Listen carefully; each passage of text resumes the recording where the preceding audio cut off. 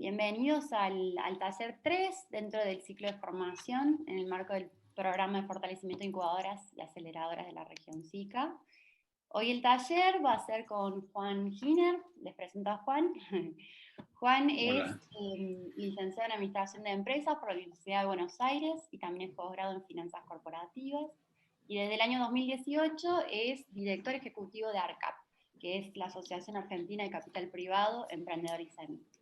Así que le doy la palabra a Michelle para hacer un saludo y ya podemos continuar con el taller.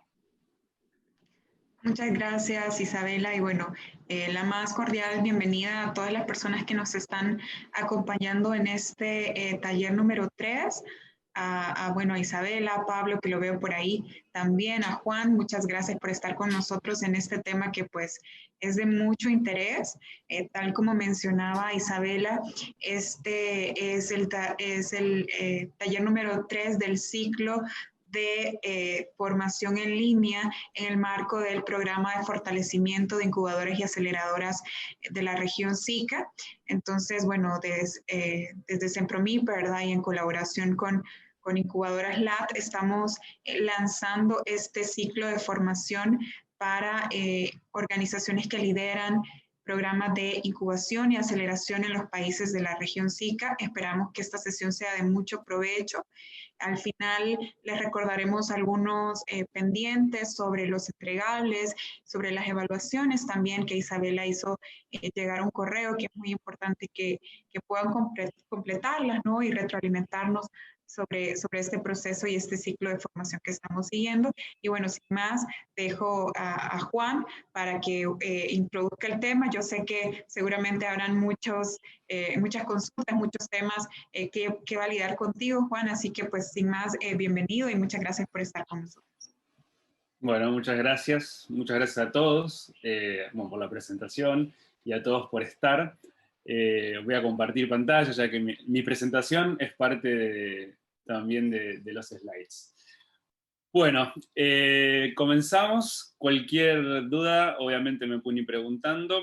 Hoy vamos a ver capital de riesgo y emprendedor como una fuente de financiamiento para los emprendedores. Voy a ir, yo hablo muy rápido, voy a tratar de controlarme, pero bueno, lo voy a hacer de manera de que lo llevemos bastante ameno, sobre todo para entender qué significa el capital de riesgo, cómo es que un emprendedor se puede financiar y qué implica eso, y bueno, desde las incubadoras, aceleradoras, cómo detectar ese talento que después puede continuar con el camino de financiamiento de un emprendedor.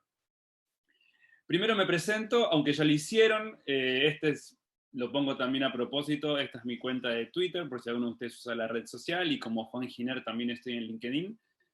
Trabajo en Argentina, pero estoy súper involucrado con toda la región latinoamericana y es una cosa que me apasiona y es parte después de lo que le voy a contar. Durante mucho tiempo trabajé en lo que llamamos la economía tradicional, en empresas, en áreas de finanzas. Después tuve 4 años en una startup. Conocí las mieles de levantar una serie A por $3 millones, pero también como gerente de finanzas me tocó cerrarla y despedir a 45 personas involucradas en el proyecto, que no funcionó. Y es lo que le pasa a muchas de las startups. Y saliendo de esa startup que me había invitado un jefe anterior que había tenido una empresa, me sumé a ARCAP, que es la asociación en Argentina que nuclea a los fondos que invierten en startups. Y también pertenecemos a una red que somos cerca de 11 países en el cual nos vinculamos entre todos, ya que LATAM cada vez, en general, LATAM, Latinoamérica y Caribe, cada vez más, y ahora que estamos en formato virtual, nos estamos acercando muchísimo y haciendo cosas en conjunto. Solo tengo 2 reglas para este taller, que no se queden con dudas y que me pregunten. Lo pueden hacer directamente a través del chat. Puede ser que algunas preguntas que ustedes tengan después vengan a lo largo de la presentación, pero bueno, lo pueden hacer por chat o directamente también vamos a dejar un espacio hacia el final para que haya preguntas y las pueden hacer en forma directa. Les quiero contar algo con este gráfico y miren esto. Estos son las compañías que más valen en los Estados Unidos y las que están pintadas de verde son compañías tecnológicas y que fueron invertidas en sus inicios por fondos de capital emprendedor o venture capital. Como ven, tanto en el 2001 como en el 2011, solo había 2 compañías, que eran Microsoft y Apple, Las dos eran las únicas que estaban en este top 5 de cotización bursátil que tenían origen tecnológico y habían sido invertidas por capital emprendedor o venture capital. En general, eran compañías petroleras, bancos, compañías de retail. En el 2012 se produce un hito en Estados Unidos, sale a la bolsa Facebook, fue la salida a la bolsa más impresionante de todos los tiempos, por 104 billions. La verdad que eso fue un cimbronazo para muchas empresas y para muchos inversores que decían cómo no estuvimos invertidos en este proyecto. Y ahí el venture capital o el capital emprendedor empezó a estar digamos, en la boca de mucha gente y se proyectaba que en los próximos años esas compañías iban a estar dominadas, el top 5, por compañías tecnológicas e invertidas eventualmente por venture capital. Bueno, en el 2019 eso ocurre por primera vez. Fíjense las 5 compañías que están pintadas en verde en el 2019. Son todas tecnológicas, está también Facebook, con 555 billions, cuando había salido la bolsa eran 104 billions. Amazon, Alphabet, que es Google, Microsoft y Apple. Esto es un hito, siempre las compañías habían sido de cualquier origen, automotrices, petroleras, bancos, pero ya a partir del año pasado todas son tecnológicas. Y nos preguntábamos qué pasaría en Latinoamérica, donde en 2019 aún todas las compañías tienen origen que no es tecnológico. Pero, pandemia de por medio, si bien todos pensamos que para el 2030 estaría todo pintado de verde, todas las compañías irán tecnológicas y todas las compañías seguramente hubieran sido invertidas por Venture Capital o Capital Emprendedor, para el 2030 iban a ser todas así, lo suponíamos siguiendo el ejemplo de Estados Unidos. Ya hay una, que es la que más vale en todo Latinoamérica, y es una compañía de origen argentino que tiene presencia en toda Latinoamérica, que es Mercado Libre. Y en nuestro país, en donde yo vivo, de las 3 compañías que más valen, ya 2 son tecnológicas. Y esto se cuenta de la irrupción que hay a nivel tecnológico, ni hablemos después de que pase la pandemia que estamos viviendo y que muchas compañías forzaron la digitalización de sus procesos porque es necesario para sobrevivir. Pero estas compañías que están en los rankings, ya sea en Estados Unidos, en Latinoamérica o en cualquiera de nuestros países, ya está siendo cooptado por empresas tecnológicas, quizás sean financiamiento de capital emprendedor, pero sin duda estamos frente a un cambio en donde esto va a ocurrir cada vez más rápido. Las compañías cada vez están menos tiempo en estos rankings y son irrumpidas por compañías que hace muy pocos años no existían o recién estaban surgiendo. Voy a utilizar varias veces la palabra venture capital, capital de riesgo o capital emprendedor. Los 3 son sinónimos. Capital de riesgo es la traducción de venture capital que utilizaron en España en su momento, pero cuando yo diga venture capital, capital emprendedor, capital de riesgo, son lo mismo.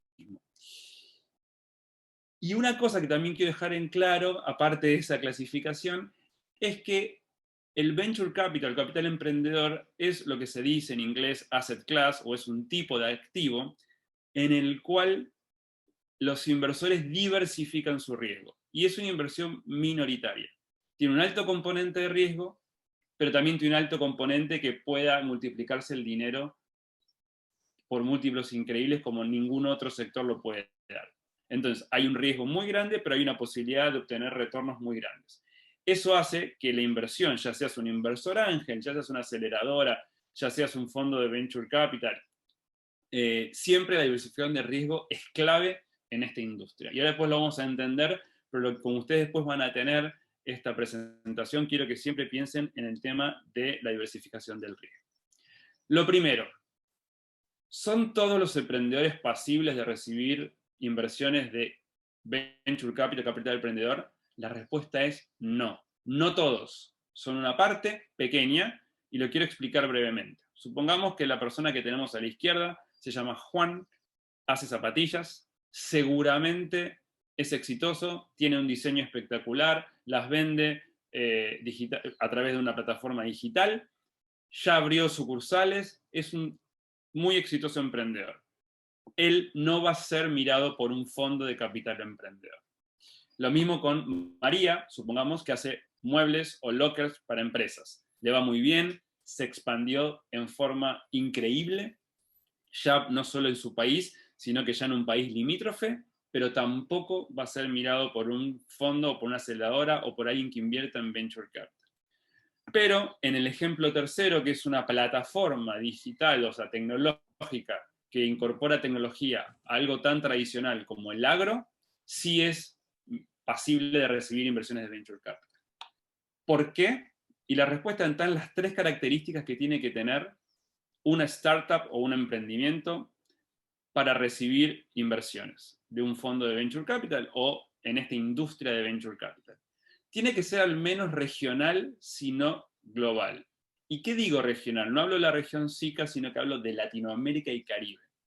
En los ejemplos que veamos de Juan y de María, que hacen cosas que seguramente son muy lindas, pueden ser innovadoras, pero tienen que estar pensados para escalar en toda la región y ojalá en el mundo. Y después van a entender cómo funciona un fondo de Venture Capital, capital emprendedor, por qué decimos esto. Pero quédense con esto, no tiene que ser ni local, por más exitoso que sea, ni tampoco pensar en el lugar de impacto, ya sea en una región dentro de Latinoamérica y Caribe, sino que tiene que ser algo regional o global. Un alto componente innovador.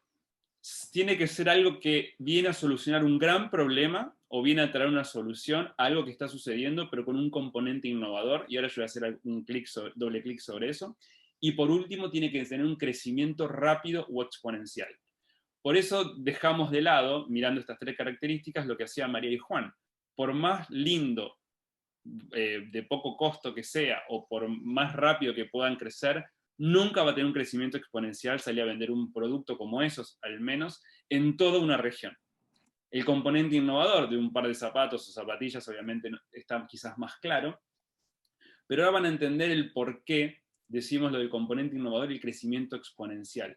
Y hoy con el acceso a la tecnología de casi todos los emprendedores, o gran parte de los emprendedores, y digo por tecnología, digo internet y una gran idea, pero digo, tiene que cumplir estas tres características. Y está dado por cómo piensa el inversor, que ahora lo vamos a ver. Y si bien innovador no es sinónimo de que tiene que ser tecnológico. Exacto. Perdón. Sí. Ah, pensé que no era pregunta, perdón. Sí, es que sí, más o menos, porque la parte de innovación también se puede ver en la parte del servicio y no ser tecnológico. Claro. Y que yo quiero dar un ejemplo, por ejemplo, una empresa chilena que hace un producto con un algoritmo digital, un algoritmo realiza productos en base de plantas y hace mayonesa, hamburguesas, helado y leche. El hecho de la tecnología está aplicado al proceso que realizan. Entonces acaban de levantar, por dar un ejemplo, $85 millones para ese proyecto para llegar a los Estados Unidos, porque están bastante presentes en Latinoamérica. Entonces, no es que siempre tiene que ser una aplicación de teléfono o algo tecnológico, sin dudas innovador, pero debo decir que en la región se ve que casi todos los proyectos innovadores, además, son tecnológicos por esto de escalar rápido, en donde los costos incrementales de producir o de entregar un servicio son mínimos frente al al resultado que se obtiene por el precio que se vende. Igual todo esto lo vamos a ir viendo ahora del lado del inversor y creo que va a quedar mucho más claro. Con lo cual, ¿qué hacemos con Juan y María que se quieren financiar? Por supuesto que pueden conseguir un socio, que son ese graficón, esas manos que estamos viendo ahí, o pueden pedirle dinero a un banco, con la dificultad que eso conlleva. Pero lo que quiero dejar en claro es que no estoy juzgando los proyectos de ellos dos, que pueden ser espectaculares, pero no van a ser mirados por estos inversores que se llaman de capital emprendedor o de venture capital o de capital de riesgo. Una cosa no quita la otra, no quita que haya emprendedores como estos, hay que apoyarlos, pero no van a ser mirados por fondos de venture capital o de capital privado, o de capital emprendedor. Y esto en cada país puede variar. Yo voy a dar esto es completamente genérico. Al venture capital se lo suele dividir en dos.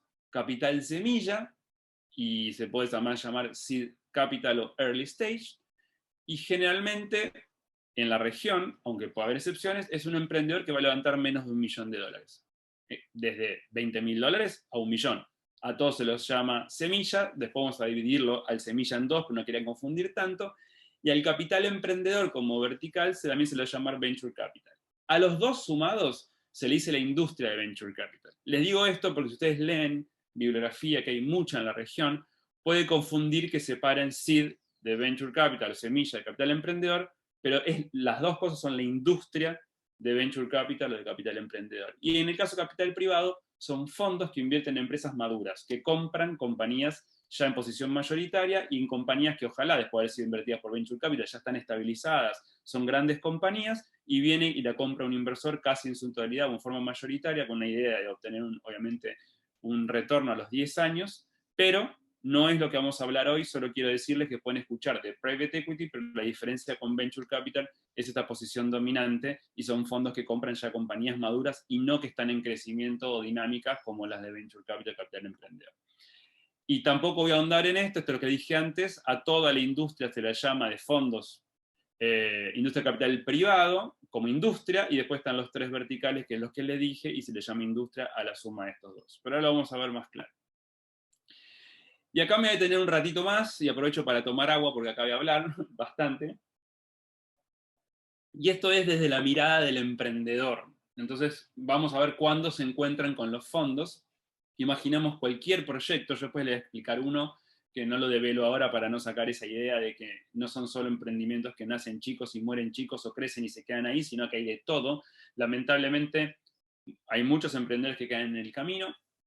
Se dice que entre 6 proyectos de 10 que surgen quedan en el camino, pero esto es algo de la industria, y acá me fui.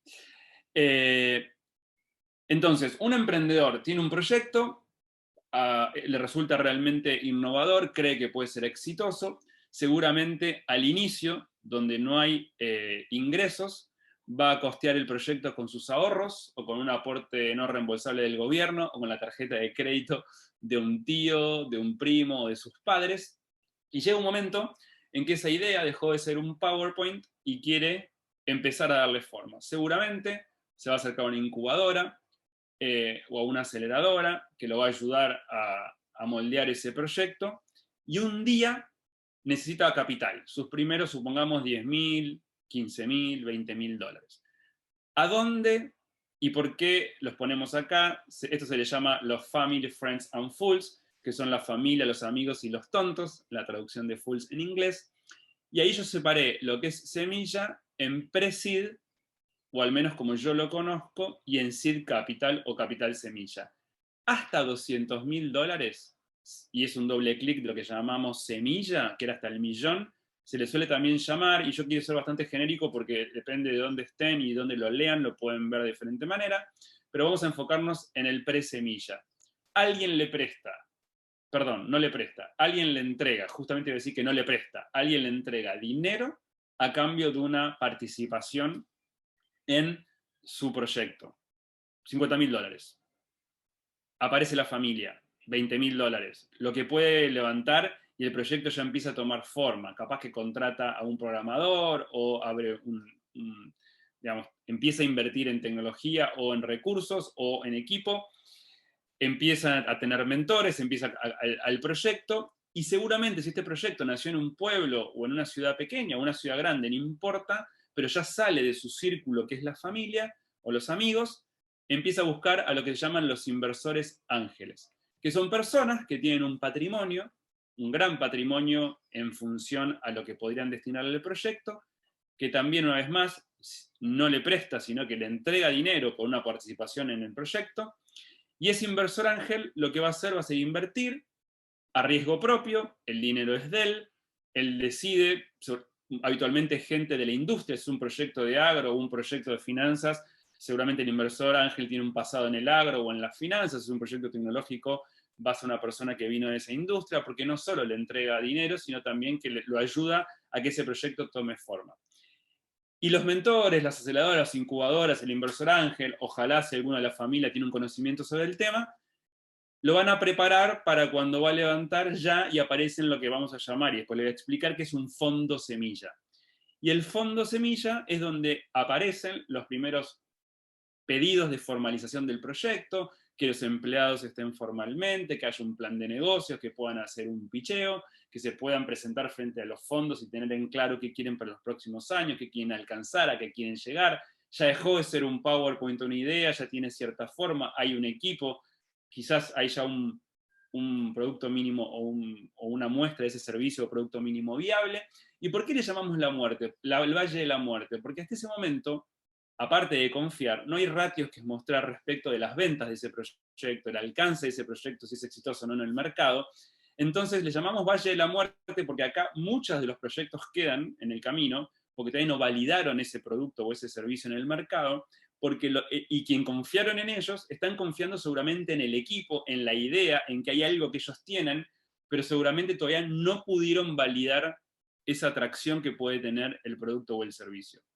Y ahí es donde después salimos del proyecto, digamos, del lugar nacional, llamémosle del país, y quieren empezar a escalar, y probaron en el país o en el lugar donde estaban que el producto empieza a servir, empiezan a tener sus primeras ventas, empiezan a validar el producto o el servicio, y van a empezar a levantar capital, que cuando se empieza a levantar capital, más o menos $1 millón para salir a la región, se le llama a la primera ronda de capital Series A, y después, si vuelven a levantar capital, Series B, C, D, E, F, bueno, son letras que se va dando en la medida que ese proyecto va creciendo. Y acá nadie va a mirar de los inversores, eventualmente, si el proyecto es rentable, si es que tiene otras cosas que traccionan o que son interesantes para el inversor.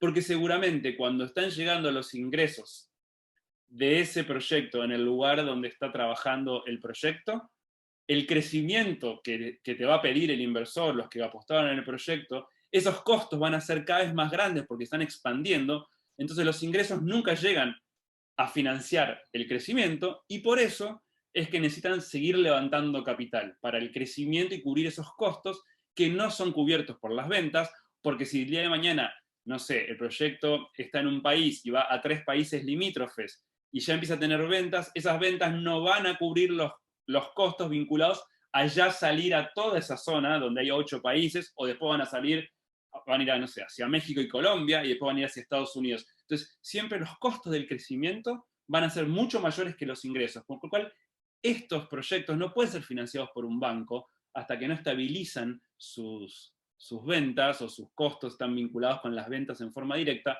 porque el proyecto no les va a permitir mostrar un balance o estados de resultados o números que sean azules o que les permitan ir a pedirle dinero a un banco. Entonces, como no hay quien financie este proyecto, que es de crecimiento exponencial, innovador, y que realmente está creciendo hacia la región, es que y somos los que trabajamos en esta industria, somos una pata de todo el financiamiento probable que hay, pero seguramente para este tipo de proyecto, con estas características, seamos los únicos que puedan acompañar al emprendedor en ese crecimiento que están teniendo en una región. Voy a dar un pasito más para seguir reforzando esto. Y miren Mercado Libre. Hoy Mercado Libre, yo les había dicho que era la empresa que más valía en toda Latinoamérica. Nació en 1999. Y empezó con una plataforma de subastas, cosas que hoy no hace subastas. Quien apostó en Mercado Libre en sus inicios, apostó en que ese equipo tenía algo interesante, pero no fue seguramente por la plataforma de subastas, o quizás fue, pero después pivotearon, migraron, con lo cual hay un componente en los primeros tiempos en donde no hay ventas, es confiar en el proyecto que está siendo innovador, que puede crecer exponencial, que realmente va a dominar una región, pero no necesariamente el producto que te presenta el emprendedor es el que va a terminar siendo, porque después de las mentorías, de la opinión de los inversores, del mercado mismo, que le hace prueba y error, terminan definiendo el proyecto. Mercado Libre durante los primeros 7 años levantó dinero de inversores, pero perdió plata. Todos los balances, todos los números de Mercado Libre, año tras año, durante 7 años, era pérdida de plata. Entonces, ¿por qué? Estuvo a punto de cerrar. Hubo una tarde o una noche, no recuerdo el momento del día, que los inversores dijeron, listo, repartámonos el dinero que queda en las cuentas bancarias y cerremos. Esto no funciona. Sin embargo, los directores, que eran mayoría de los founders y otros, apoyaron el que continuaban, que tenían que continuar, y hoy deben estar con una sonrisa que no se los borra a nadie, salieron a la bolsa, la historia es larga, pero hoy es la empresa que más vale. Con lo cual, que una empresa esté a punto de cerrar, que una empresa pivotee en su producto o en su servicio, que pierda dinero, no es lo que miran estos tipos de inversores, que apoyaron a Mercado Libre, por decir una compañía, y la traje, no porque sea argentina o porque es anecdótico, sino porque es la compañía que hoy más vale. Y eso realmente, y yo dejé en las recomendaciones de lectura para que lean el libro de Elon Musk, la persona que hizo SpaceX y quiere volar a Marte, quiere ir a Marte a vivir y llevar vida a Marte, o que hace los autos Tesla, van a recordar mucho este tema. No porque pierdas dinero, no es que van a faltar inversores, pero hay que demostrar que uno tiene algo y que realmente va a irrumpir en el mercado. Perdón, Vuelvo un minuto. Sí. Marlon está consultando, dice, Sí. de acuerdo a los mercados de capitales más robustos, como son las economías donde existen bolsas de valores más fuertes, como Argentina, Brasil y México, por ejemplo, donde pueden acceder a fondos de inversión más atractivas que las startups que surgen en el mercado de capitales menos robustos, como las economías del SICA, ¿cómo establece o calcula el inversionista ángel la pérdida máxima que puede experimentar su inversión dentro de un horizontal temporal, como son algunos países del SICA, que en algunos casos son alto riesgo de acuerdo a las calificadoras de riesgos? Bueno, sobre eso le voy a contar una pregunta corta y una más larga. Después yo le voy a dejar mis datos. Nosotros acabamos de hacer una encuesta a 100 inversores ángeles y estamos procesando en un reporte que va a ser sobre inversores ángeles, así que creo que puede ser aplicable a la región SICA. Muchas de las cosas que va a decir esa encuesta, la verdad que es muy interesante. Y respecto a las pérdidas máximas, yo siempre que estuve, por ejemplo, en una startup donde se visitó a inversores ángeles, hay que ser muy claro también en la comunicación. El venture capital ojalá tiene que representar esa inversión, sea el monto que sea, menos de un 5% de su posibilidad de inversión. Es decir, si un inversor ángel tiene $100.000, $5.000 tiene que ser destinado a venture capital. Tiene que ser un monto que él está dispuesto a perder y va a recuperar por el resto de las inversiones. Él seguramente, ojalá, gane dinero, pero también tiene que perderlo. Entonces no nos sirve que un inversor ángel sea una persona que tenga $100.000 e invierta todo. Y me diste entrada a lo que iba a contar ahora, justamente. La gran diferencia entre el inversor ángel, y ahora voy a explicarlo con un club de inversores ángeles y con un fondo de capital emprendedor o venture capital, es que él pone dinero propio. Seguramente, y acá este gráfico pone dinero propio, a veces no solo dinero, también puede acceder o a acercar contactos, proveedores estratégicos o clientes o acceso a ciertas adquisiciones o ciertos clientes particulares, pero él pone dinero, su tiempo, los contactos, pero es dinero propio. Él asume el riesgo, él puede poner, vamos a hablar siempre de $100.000 en una startup, $100.000 en 2 startups, $100.000 en 10 startups. Pero el riesgo y el dinero es propio, ojalá diversifique, pero no siempre es una persona profesional en cuanto a las inversiones en el cual que conoce esta temática, con lo cual nosotros, desde la asociación en la cual yo trabajo, pero también en la región, estamos trabajando para ojalá cada vez más ayudar a los inversores ángeles en esas primeras inversiones. Y respecto a lo que vos decías de algunos mercados más o menos desarrollados, creo que cada vez eso se está, y pandemia que estamos pasando, cada vez eso va a diluir más las fronteras, y es una de las características que yo pongo en las conclusiones. Hoy se están cerrando inversiones de inversores que a través de una incubadora, una aceleradora o un gobierno provincial o nacional acerca a través de los Demo Days la posibilidad de conocer emprendimientos de varios países o de una región o de una zona para que inversores que se conectan en Zoom, como estamos haciendo nosotros, puedan invertir. Obviamente, esos son inversores ángeles que son más ávidos y están más profesionales en ese sentido, pero creo que es un camino a recorrer. Pero el paso siguiente, para mí, que es importante, es el de los clubes de inversores ángeles. ¿Por qué? Sigue siendo el dinero propio, pero son personas que se reúnen con un fin social, en el sentido de que es conocerse, pero también comparten y diversifican el riesgo. ¿Por qué? Si viene un proyecto de agro, el inversor ángel eventualmente podría acompañarlo. Pero si viene un proyecto de agro y hay una persona en el club que sabe de agro, que es otro que sabe de finanzas, otro que sabe de la parte tecnológica, otro que sabe de la parte comercial, seguramente la evaluación de ese proyecto, la evaluación y la evaluación de ese proyecto, los van a generar varios inversores ángeles con conocimientos diferentes y con expertise diferente. Seguramente la inversión va a ser mucho más, o sea, no quita que capaz muera la startup, pero quizás va a ser una inversión más exitosa. Y por otro lado, si yo como inversor ángel antes tenía $100.000 que le invertía en un proyecto, quizás ahora, junto con otros que también, supongamos, tienen $100.000, podemos invertir de a 10.000 en varios proyectos. ¿Se acuerdan cuando yo decía que la clave era la diversificación? Bueno, yo creo y estimulo, y ojalá suceda, que aquellos inversores ángeles que pueden en una región, en un país, se unan en clubes de ángeles para co-invertir y diversificar el riesgo. Por la diversificación per se, que significa menos dinero de propio en más startups en vez de todo en una, y por otro lado, por el conocimiento cruzado.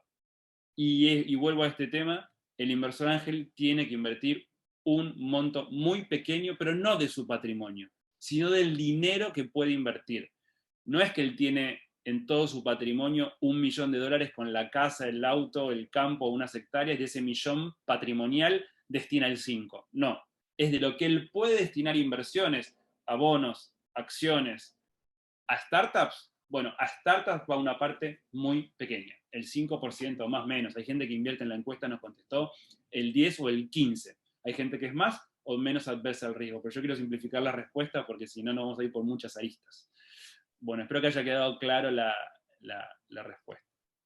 Y acá me detengo también y quiero que sepan simplemente cómo piensa un fondo de Venture Capital, capital emprendedor, para entender por qué las tres características que sea global o regional, tecnológico e innovador y de crecimiento exponencial. ¿Por qué?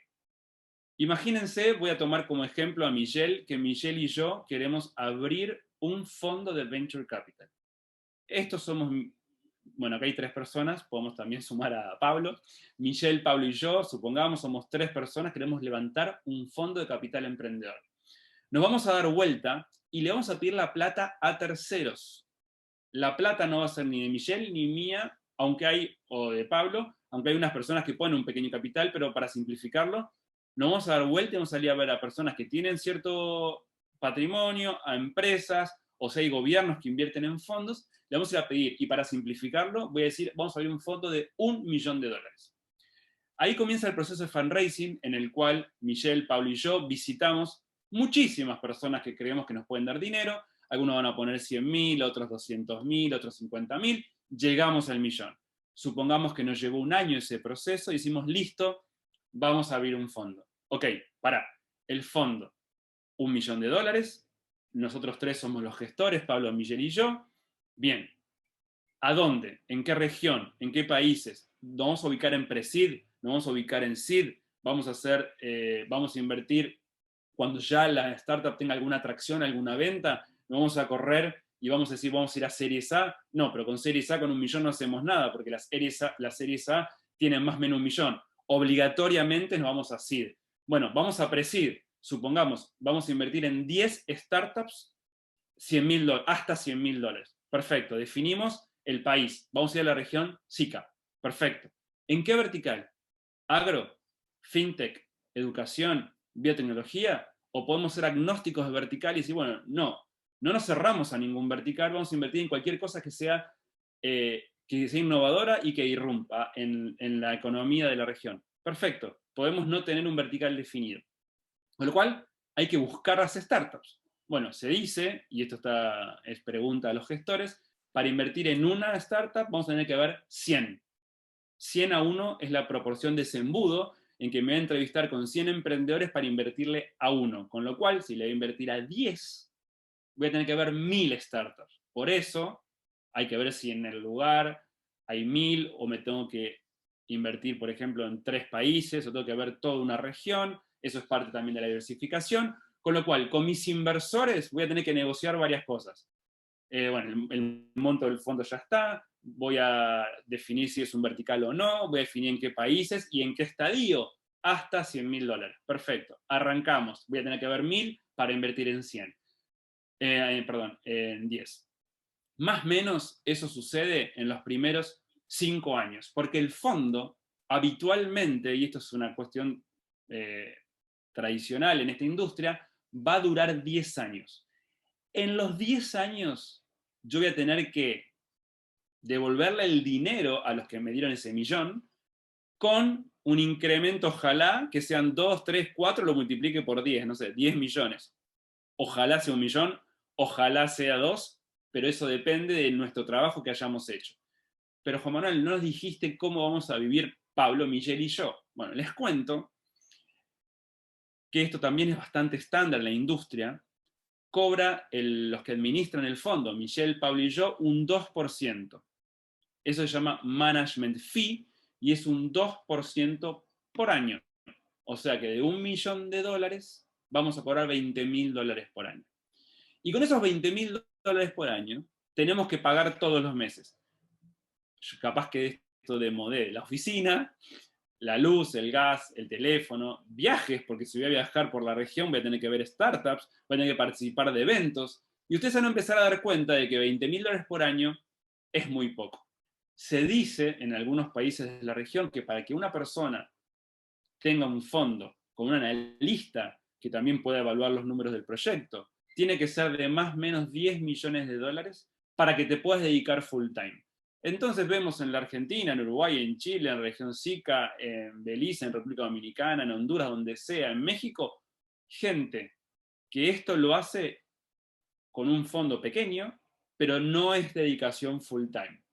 Empieza a tener una dedicación part-time, y después ojalá cuando van por el segundo fondo, que les fue bien en el primero, levantan el segundo de $5 millones o el tercero, luego se dedican a esto en forma full time y al 100%.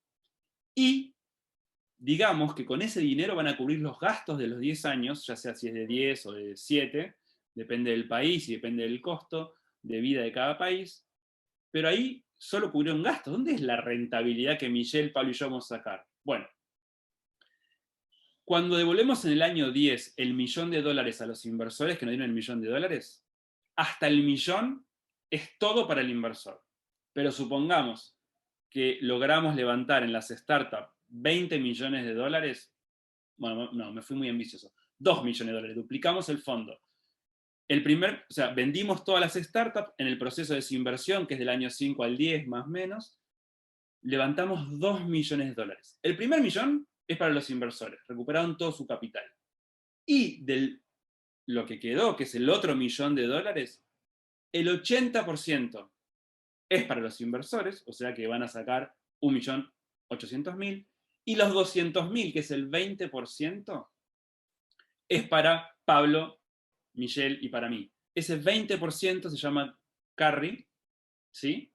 Y es lo que el fondo de Venture Capital espera ganar y realmente hace una diferencia. Para resumir, 10 años, dinero ajeno, año a año recibo el 2% como management fee, pero la plata que puede hacer la diferencia del fondo es al final, cuando devolví toda la plata, de lo que quedó, me quedé con el 20%. Así funciona un fondo, y como lo están esperando los inversores para que le devuelvan el millón, es que van a buscar startups que van a ser regionales para que se multipliquen, con un crecimiento exponencial, y que van a estar levantando capital, ojalá, durante muchas rondas, porque los Pablo, Michelle y yo necesitamos salir en un momento para que nuestra inversión multiplicada, ojalá por X veces, nos permita devolver la plata y hacer la diferencia. Por eso, y vuelvo al inicio, tiene que ver con eso el que sea exponencial, regional o global, e innovador y con un alto componente tecnológico. Juan, acá hay una pregunta de Kenia que dice que si la incubadora de negocio tiene fondos para invertir en algunos proyectos, ¿consideran que es recomendable que la incubadora también tome un lugar de inversor ángel? Habitualmente el inversor ángel es una persona, hay que ver quién fondea la incubadora, pero es una decisión de la incubadora y podría hacerlo. Sin duda, lo que pasa es que en general, pero esto es muy general de toda la región, las incubadoras lo que ayudan es preparar al emprendedor para que se presente frente a sus inversores ángeles y otros primeros fondos. No sé cómo está fondeada la incubadora, pero seguramente los que podría estar bueno que inviertan es en las personas vinculadas a incubadora en forma individual, como inversores ángeles, sí, sin duda. Pero bueno, ahí me tenía que meter en cada caso, pero habitualmente la incubadora se preocupa por repensar el proyecto junto con el emprendedor para que logre estar preparado para su levantamiento de capital. Ahora, si después alguien quiere invertir, está abierto, digamos. Voy a salir de esta imagen un minuto por si había una pregunta más. Si no, avanzo. ¿Hay alguna pregunta más? Acá José Javier está preguntando, ¿consideras que la aparición de super apps en la TAM del estilo de WeChat quienes aprovechan mercados jóvenes, por ejemplo Rappi, etc., limitan mucho la posibilidad de los inversionistas de tener una variedad suficiente de startups para invertir. No necesariamente. Nosotros creemos que en general, la aparición de nuevas startups y de super apps permitan a muchos otros, o sea, las super apps o estos tipos Rappi, etcétera, lo que hacen es permitirle a la gente, digamos, a los negocios tradicionales, digitalizar o automatizar ciertos procesos como puede ser el delivery. Pero una vez que esa gente, esos negocios tradicionales, la economía tradicional, le abre la puerta a esas apps, se abren otro sinnúmero de oportunidades para el pago, para la vinculación con una página o con un sitio de venta online. Hay apps que se dedican al procesamiento de las ventas, después aparecen apps financieras que le dan apoyo. Yo creo que todo lo que ayude a que la economía tradicional entienda que tarde o temprano se van a encontrar de frente con la innovación, ayuda. Cuanto eso sea en forma, ojalá, más suave y no sea disruptivo en cuanto que hay que hacerlo un día para el otro, pero creo que esto con el COVID lo aprendimos. Y yo creo que con cada una de esas nuevas tecnologías que aparecen, se abren muchas otras oportunidades para otras. Y por otro lado, esas grandes o super apps no aparecen en todos los mercados siempre a la vez, y ojalá surjan proyectos locales que emulen a esos otros super proyectos más grandes. Pero no, yo no creo que sea una limitante, sino todo lo contrario, que creo que mucha gente acá en Argentina sucedió que el pago a través del teléfono no era tan habitual, costaba que eso quiebre en la cultura de la gente, la posibilidad de pagar con el teléfono. Mercado Libre lo hizo a través de Mercado Pago. Hoy yo salgo a veces a hacer cosas cerca donde vivo solo con el teléfono, no llevo más la billetera, pero no me quedo en que Mercado Pago le puede bloquear a otros la posibilidad, sino que ahí está abriendo un sinnúmero de posibilidades de vinculación con Mercado Libre, con Mercado Pago, porque ya lograste que la gente utilice el teléfono para pagar y lograste que el comercio acepte el teléfono como medio de pago, o el código QR o la tecnología que utilice. Con lo cual yo creo que estos primeros que llegan lo que hacen es irrumpir, pero logramos que le den el paso a otros. Y acá yo tenía estas fotos, porque no había nombrado unos actores muy importantes que no son los de la foto, que son los fondos, o que le llamamos de capital emprendedor corporativo, o los Corporate Venture Capital. Son las corporaciones o las empresas, antes se le decía corporaciones como traducción del corporate, pero en verdad son las empresas que hoy entienden que si no innovan pueden morir. Y cada vez más las empresas, su ciclo de vida de aquellas que, en general de todas, pero aquellas que no innovan, es cada vez más corto. Y la pregunta sería, que es la típica respuesta de un empresario, yo soy un elefante, soy grande, soy fuerte, soy robusto, ¿por qué me voy a vincular con emprendedores si yo puedo hacer todo lo que hace el emprendedor? La respuesta es no, porque como elefante que sos, sos fuerte, sos maduro, seguramente empiezas a correr con otros elefantes y seas imparable, pero no sos ágil, no sos dinámico, seguramente cuando corres en una dirección no vas a poder moverte, no vas a correr la dirección que la innovación te requiere.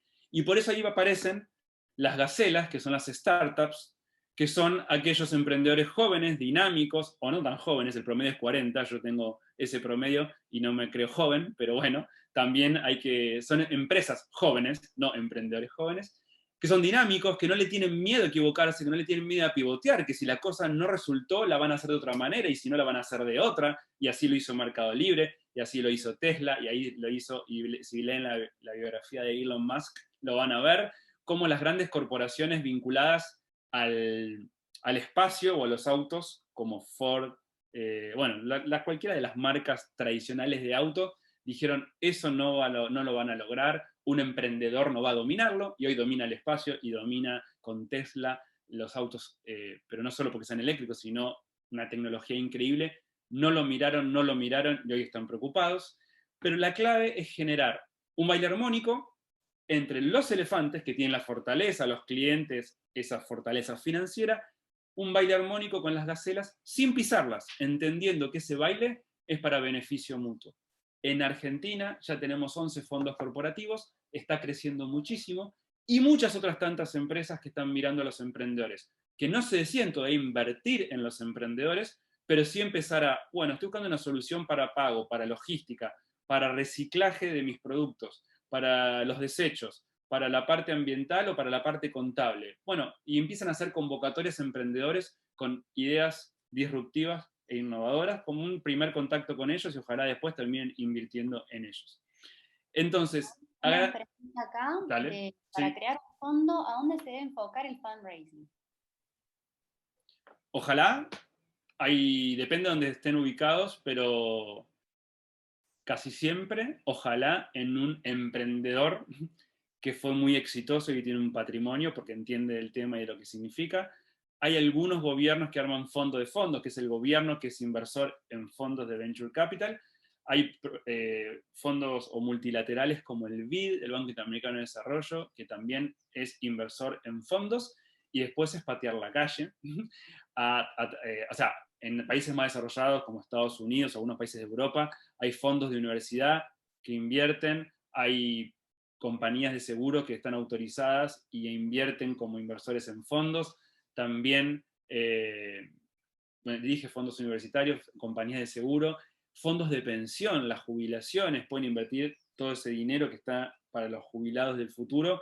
Un porcentaje casi siempre muy pequeño, en algunos países más desarrollados está autorizado a ser inversor en fondos, pero cuando vos iniciás un primer fondo y es pequeño y vos no tenés experiencia como gestor de fondos, se le llama First Time Fund Manager, Fund Managers o gestores de fondos por primera vez. Hay que recorrer los contactos, hay que ver empresarios, hay que salir a ver gente que puede estar interesada en estos temas, y por eso hay mucho evento, mucha participación, informarse, estar con la persona adecuada o que te dé la reunión con la persona que tiene el patrimonio. Pero bueno, hay inversiones institucionales, pero casi siempre cuando es pequeño y es chiquito y es la primera vez que lo haces, es salir a buscar dinero como si fueras a buscar inversores para construir 4 casas o comprar unos terrenos. Hay que buscar inversores, gente que esté interesada, pero hay que explicarle bien el riesgo que esto conlleva y que como ustedes son inversores profesionales que van a dedicarse a su vida al manejo del fondo, van a hacer ese trabajo de ver 100 startups para invertir en una, y no van a invertir en la primera que venga porque solamente el riesgo de que se equivoquen va a ser muy alto. A diferencia de un venture capital que antes hablamos, que es el fondo, los fondos corporativos de las empresas no tienen que levantar capital porque el dinero viene de la empresa, aparte del retorno estratégico que tiene todo fondo. Vos, cuando armás un fondo, vas a decirle a tus inversores que vas a devolverle el dinero multiplicado con creces. Bueno, el fondo corporativo también, pero además tiene que haber un retorno estratégico. Por ejemplo, Telefónica, en la región, conoció el sistema blockchain a través de invertir en un proyecto que ellos creían que iba a ser financieramente sustentable o que le iba a dar un retorno, pero además les interesaba conocer la tecnología. Y hoy, y también puede ser Telefónica a través de Wayra, que es su aceleradora, invierte en proyectos cuyos servicios después se los pueda revender a sus clientes. Entonces ya no está el retorno financiero, sino que hay un componente estratégico.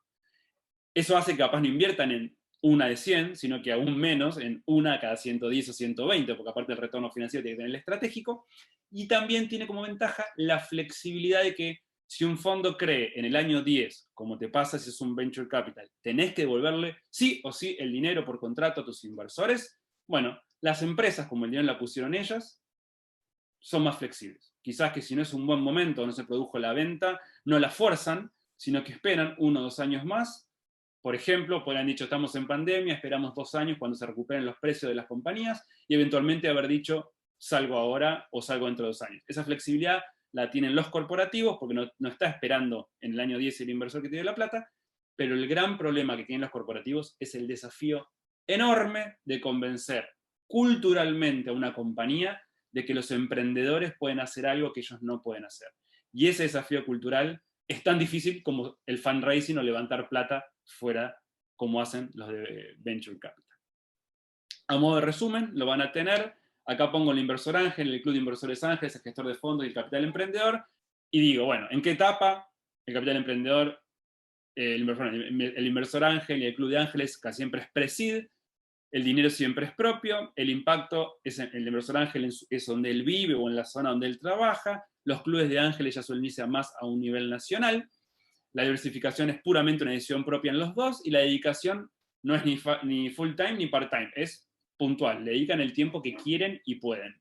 Ya el gestor de fondos invierte en sí para adelante, el dinero siempre es ajeno, Pablo, Michelle y yo administramos dinero ajeno, para que tenga sentido armar un fondo y ya dejar de ser un club de ángeles, obviamente, y diversificar, que es la clave de todo esto, ya no es solo en el país, sino seguramente capaz están invirtiendo en la región.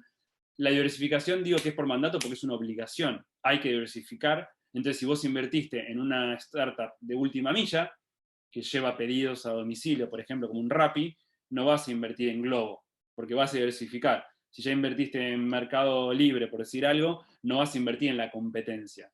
Vas a ir diversificando por sectores, por países, es parte de la clave de la diversificación, y dedicación es full time, ahí pongo, y es parte también de convencer a una persona que te dé su dinero para que vos inviertas. Yo voy a estar mirando todo el tiempo startups, voy a mirar tendencias, voy a mirar muchas startups, voy a diversificar, voy a viajar, voy a conocer otros emprendedores de otros países.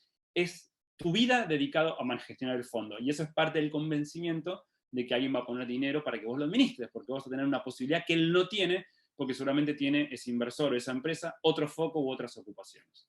Y en la empresa, como dije antes, todo depende. Continúo, me falta poquito, y también después, si quieren, vamos a preguntas.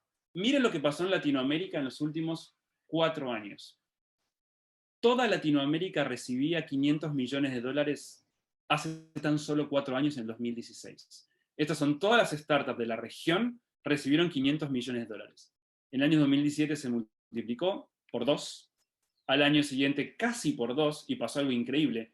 No solo se habían invertido en startups 1.976 millones de dólares, sino que además una sola transacción en Brasil,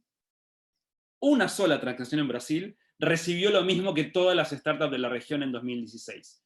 Y cuando eso no dejaba de ser una sorpresa, en la región recibió 4.600 millones de dólares, se multiplicó por 8 en 4 años, y una sola transacción fue el doble el 2016, y lo mismo que el 2017. Fue la inversión en Rappi en Colombia. Pero esto asombroso que les contaba y que les recuerdo acá, representa este monto, 4.600 millones de dólares, el 1,5% de todo lo que se invirtió en la región. Es decir, en Latinoamérica no somos nada comparado a lo que se invierte en el mundo, pero para mí, yo miro el vaso medio lleno. No somos nada, pero es una buena noticia. Todo está por pasar. Porque las grandes limitaciones que tenemos como latinoamericanos, la falta de acceso, la mitad de la población de Latinoamérica no tiene acceso a una cuenta bancaria, es una oportunidad para la fintech. La posibilidad de innovación que tiene el agro a través de la tecnología es una oportunidad para los países latinoamericanos que se apoyan en el agro.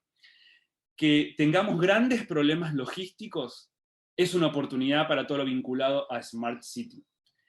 Que muchas de las transacciones en nuestros países se hagan de manera informal y queremos estimular que se hagan a través de un pago bancarizado, puede haber una gran oportunidad para todas las apps vinculadas a fintech. Con lo cual, lo bueno es que quienes estemos interesados en este tema, yo creo que lo bueno está por venir, que esto no fue una excepción que se dio en los últimos 4 años, y que hay que celebrarla, por supuesto, pero ubicarnos en lo poco que somos nos muestra la gran oportunidad de capturar. Y post-COVID, con temas de educación o EdTech, o con temas de salud o HealthTech, o con temas de biotecnología o biotech, se sumaron a esta ola de inversiones que va a recibir la región. Con lo cual, de nosotros depende detectar esos emprendedores, pero también convencer a los inversores, a los empresarios y a la gente que no invierte o no mira esto, que lo tiene que hacer o por interés o por espanto. Muchos pensaron que Airbnb era solo para los hoteles, después llegó Rappi, después llegó Mercado Libre. O sea, va a llegar a todos los sectores. Ojalá que no tengamos que reemplazar uno con otro, sino que trabajen en conjunto. Creo que se puede dar. Y ahí es la manera de acercar a los emprendedores. Si no hay en nuestros países o en nuestra región, no hay grandes inversores de venture capital, quizás que hay que empezar por convencer a los empresarios, a las empresas que lo hacen. Yo soy optimista y creo que este récord extraordinario, por más que represente poco, de lo que se da en el mundo es que la tecnología hoy permite hacerlo. Y mi conclusión, y ya estoy terminando por si hay algunas preguntas, tiene que ver con la oportunidad que hay en Latinoamérica. Nunca antes hubo tanta plata, eso lo acabo de mostrar y creo que es muy claro, pero tampoco nunca antes fue tan barato emprender. Hoy no hay que gastarse $500.000 en hacer un proyecto y probarlo. Hay emprendedores que con $5.000 que le prestó un familiar producen o programan una aplicación, una startup que les permite validar si lo que están haciendo tiene tracción. Entonces, el hecho de que haya tanta plata en la región y sea tan barato emprender, nos tiene que despertar optimismo. Y por último, y es lo que me habían preguntado antes, yo creo que se están derrumbando las barreras entre los países. Hay inversiones que se cerraron, que yo conozco, en pandemia, donde el inversor y el emprendedor se conocieron a través de Zoom. Y la transacción se cerró, sin haberse nunca visto la cara. Con lo cual, el hecho de que haya un emprendedor en Honduras, en Guatemala, en República Dominicana, en Estados Unidos, en México, en España, en Argentina o en Uruguay, tiende a ser irrelevante. Y por otro lado, porque quienes entendemos nuestras mayores falencias, donde para mí están nuestras mayores oportunidades, somos los que vivimos en Latinoamérica. Y si yo vivo en Guatemala, soy el que mejor entiendo las necesidades de Guatemala. Pero también quizás son muy parecidas a la de República Dominicana. Bueno, podemos subdividirnos en regiones. No es lo mismo Argentina que Brasil o que Venezuela. Ok, pero los latinoamericanos compartimos muchas oportunidades. Muchas limitaciones. Y ahí están las oportunidades. En poder escalar, probar en un país, escalar al otro y al otro y al otro. Con lo cual, la región latinoamericana, con el acceso de la tecnología que nos permite emprender más barato, y al dinero que hay, y que de a poco vayamos profesionalizando a los inversores, ya sea ángeles, clubes de ángeles, o que haya más aceleradoras, incubadoras o fondos de venture capital, creo que estamos en el mejor momento para estar situados en Latinoamérica.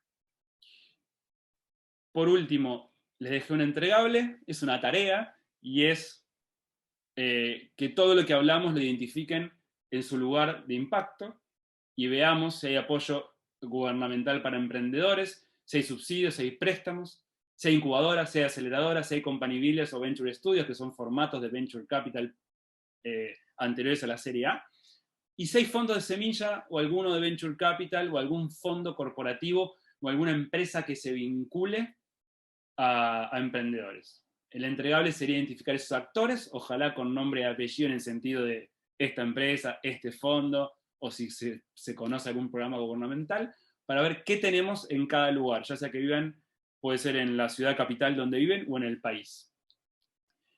Y le voy a dejar dos recomendaciones de las cuales soy fanático. Igual hay un repositorio, dejé podcast, dejé charlas de YouTube, dejé charlas TED. Este libro, 0 a 1 de Peter Thiel, se puede comprar como audiolibro o audiotext o en formato Kindle o cualquiera de esos lectores que tengan. Lo súper recomiendo, están queriendo pensar en innovar. Y después, El Valle de los Tercos es un podcast, si les gusta salir a caminar, hacer un deporte o simplemente estar en su casa escuchando un podcast. Son capítulos de emprendedores de toda Latinoamérica que fueron a Silicon Valley y a través de las entrevistas que le hacen dos latinoamericanos, cuentan qué es ir a Silicon Valley, lo difícil, los prejuicios, los sesgos, la discriminación que sufrieron y cómo luego triunfaron en el lugar más difícil para triunfar, como es Silicon Valley, siendo latinoamericano. Así que bueno, ojalá les haya servido la charla, les haya despertado la inquietud, sigamos apostando todos para Latinoamérica porque lo mejor está por venir. Y quedo abierto a preguntas y dejo de compartir para que nos veamos. Muchas gracias, Juan. Acá había una pregunta. Muchas gracias por... A ver un momentito. Te preguntan aquí si los ecosistemas latinoamericanos ocupan más fondos venture capital o ocupan más fondos venture capital fuertes. En la región centroamericana somos relativamente pequeños. A ver si interpreté la pregunta. ¿Me la puedes repetir? La estoy intentando buscar para leerla yo. Acá. ¿Los ecosistemas latinoamericanos ocupan más fondos venture capital o ocupan más fondos venture capital fuertes? No sé a qué se refería con fuertes, pero en Latinoamérica te digo, en general un fondo grande en toda Latinoamérica es cuando son fondos que manejan en Latinoamérica cerca de 40 millones de dólares para arriba.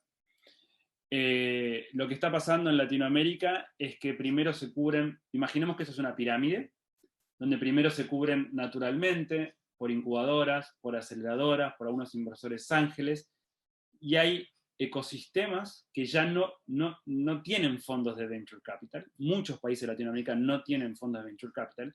Entonces los inversores ángeles suelen ser los que acompañan la inversión. Pero después falta lo que viene después. En Argentina, por ejemplo, hay fondos de venture capital y hay muchos, hay cerca de 30, pero si un emprendedor quiere levantar más de $1 millón o de $2 millones, no tiene más posibilidades en Argentina, tiene que recurrir a fondos de otros países que vienen a invertir al país. Con lo cual, ya sea que estés posicionado en un país donde no tenés fondos de venture capital, ninguno, o tengas muchos como capaz Argentina, pero que llegan hasta un determinado monto de acompañamiento, lo mejor es dar a conocer el ecosistema a la región, porque todos los fondos diversifican en la región. Si hay un buen proyecto en Nicaragua, si hay un buen proyecto en Honduras, si hay un buen proyecto en cualquiera de los países, y no hay un fondo de venture capital en ese país, nada quita que no pueda contactarse con un argentino, con un chileno o con un colombiano. Y más ahora que estamos en épocas donde el contacto ya es a través de estas plataformas. Con lo cual, yo los invito, y en las recomendaciones que yo les dejé, está la página web de LAPCA, que es la asociación que reúne a todos los fondos en Latinoamérica, que está en Estados Unidos, pero es una asociación latinoamericana, o sigan, por ejemplo, en ARCAP, están todos los fondos que invierten en Argentina, se lo pueden descargar sin cargo, son un PDF con 47 fondos que dicen en qué invierte, en qué monto, en qué verticales, y casi todas las asociaciones de los países lo tienen, con lo cual también podrán volcarse a conocer, si están en una incubadora, por ejemplo, y hay un emprendedor que necesita apoyo, bueno, pueden buscarlo en la región. Pero en los países es muy dispar la presencia de Venture Capital, sí o no, como una respuesta genérica. Perdón si no contesté exactamente. Pero no puedo una respuesta única para toda Latinoamérica. ¿Alguno tiene alguna otra pregunta que quiera hacer? Yo voy a dejar ahora, mi email, por si quieren también enviarme alguna pregunta. Y también después lo va a compartir lo van a compartir con todos. En general, a veces me demoro en responder, pero suelo contestar a todos. Ahí dejo también mi correo en el caso que quieran remitirme también otras preguntas. Ahí nos preguntaban cómo afectan las restricciones fiscales de los gobiernos. Bueno, cada país es un mundo.